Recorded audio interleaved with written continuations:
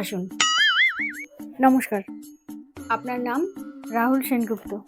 আচ্ছা, এবার আমরা আপনাকে কিছু প্রশ্ন করব। আপনি কি উত্তর দিতে প্রস্তুত? Yes ma'am.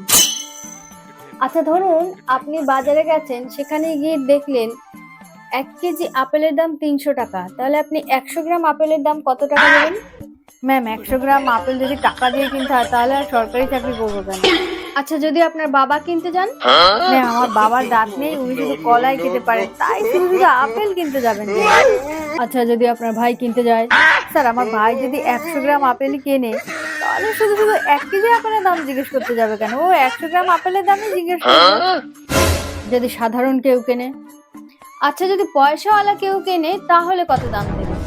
ম্যাম, পয়সাওয়ালা যদি কেউ কেনে তাহলে নিশ্চয়ই সে ১০০ গ্রাম আপেল কিনবে না, কম করে হলেও ২ কিলো আপেল কিনবে সে। আচ্ছা, সামান্য আপেল নিয়ে আপনি এত কথা বলছেন কেন? ম্যাম, কি বলছেন আপনি? আপেল কোনো সাধারণ ফল নয়। ৪টে আপেল পৃথিবী বিখ্যাত। প্রথম আপেলটি সেদিন আদম খেয়েছিল বলেই আজকে আমরা এই পৃথিবীতে আছি, না হলে কোথায় থাকতাম জানি না। আর দ্বিতীয় আপেলটি সেই নিউটনের মাথায় পড়েছিল, সেই আপেলটি।